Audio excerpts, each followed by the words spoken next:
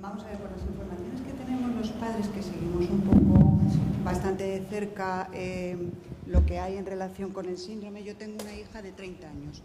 Entonces, sabemos que en Estados Unidos se va a llevar a cabo un ensayo clínico en humanos para finales probablemente del 2016 con drogas antisentido. Y quería saber un poco que nos explicara a los padres qué podemos esperar, cómo funcionan y demás.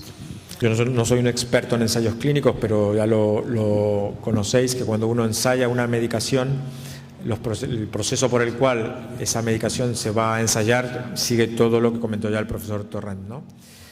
Las medicaciones que se están intentando ahora son medicaciones no medicaciones, sino compuestos que alteren o modifiquen las regiones imprintadas. Y aquí hay tres problemas complejos que hay que solucionar.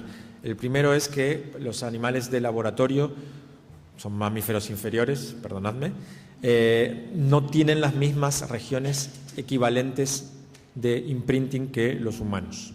Entonces es un modelo que no es el óptimo, para lo cual habría que utilizar no animales habituales de laboratorio, como son ratas o ratones, sino mamíferos superiores, que son monos o chimpancés u otro tipo de monos, cosa que dificulta aún más el proceso de análisis preliminar de un compuesto.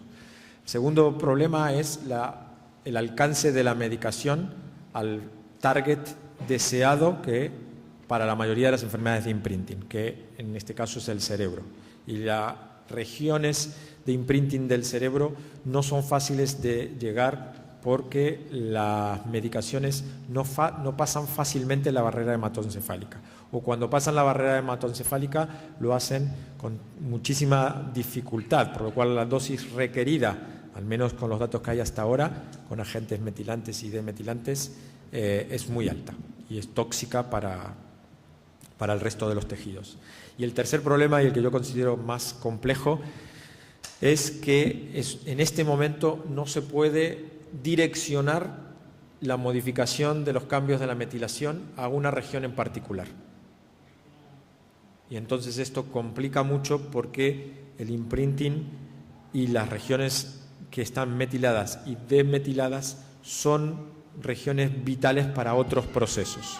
Es decir, nuestra metilación natural es más o menos el 5% de esas letras C que mostraba, de esas citosinas, perdonadme que yo pronuncio muy mal, pero de las citosinas, ese 5%, el 5% de las citosinas en nuestro cuerpo, en los seres humanos, está metilada.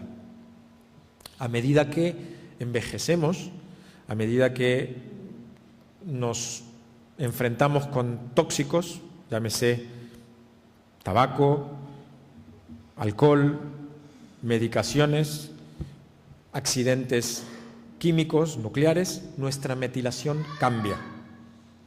Pero no solo cambia en que baja, que es una realidad, que baja a medida que envejecemos. Ya cuando tenemos 50 años no tenemos el 5% de nuestras células metiladas, sino tenemos menos, sino que se distribuye como si fuese un aceite en el agua.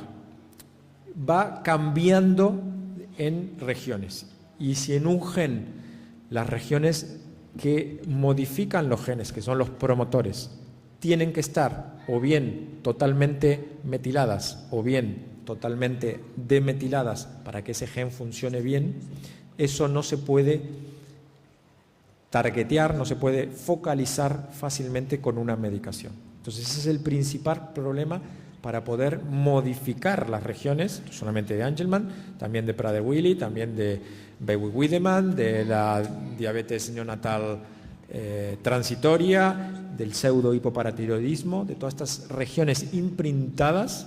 Es muy complejo poder hacerlo. Hay avances, pero los avances son, como comentaba el profesor Torrent, ya más a terapia génica adicionada a una alteración de la metilación. Y esto es muy complejo. Se van a empezar a hacer cosas, pero yo sería optimista, pero con una prudencia muy grande de que esto pueda dar resultados en un plazo de tiempo corto, ¿no? Lo sabrá, pero con prudencia. Buenos días, me escuchas, ¿verdad? Por el diagnóstico del síndrome de Angelman de mi nieto, deduzco que hay al menos dos tipos de delección, tipo 1, tipo 2.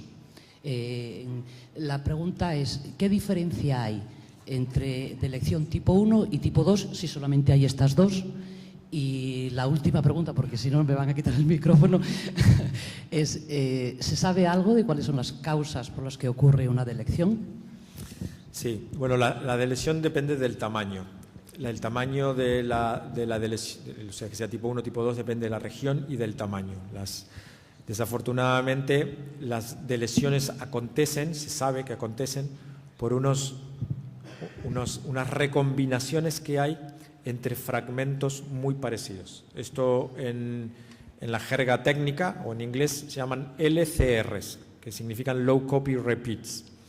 Lo que significa que cuando los cromosomas, para que haya variedad entre los seres humanos, los cromosomas se recombinan, los cromosomas homólogos, los del mismo número. Entonces, cuando los dos cromosomas 15 se acercan para recombinarse, se recombinan encontrando esas zonas de homología que se llaman low copy repeats a lo largo de todo el cromosoma. Pero tenemos que pensar no en forma unidimensional, sino tridimensionalmente, ¿no? sobre un papel, sino en el espacio. Los cromosomas se recombinan no en este plano, sino en todos los planos. Y como las low copy repeats que están cerca son muy similares, a veces en vez de recombinarse así, se recombinan, en vez de recombinarse este con este y este con este, se recombina este con este porque son muy parecidos. Y cuando se intercambian material, uno de los cromosomas se lleva los dos fragmentos y el otro se queda sin ninguno. En uno se genera una delesión y en el otro se genera una duplicación de esa región. Lo habitual en el síndrome de Angelman, porque es la clínica así, es que exista la delesión, pero existe una forma que lleva a la duplicación, que es la IMDUP del 15, que no tiene nombre de ningún señor que lo haya descrito, sino que se llama así, IMDUP del 15, que se genera justamente por ello, por una duplicación de las regiones homólogas del cromosoma 15. Entonces, el mecanismo es un mecanismo inherente a la complejidad de la arquitectura del genoma de los vertebrados.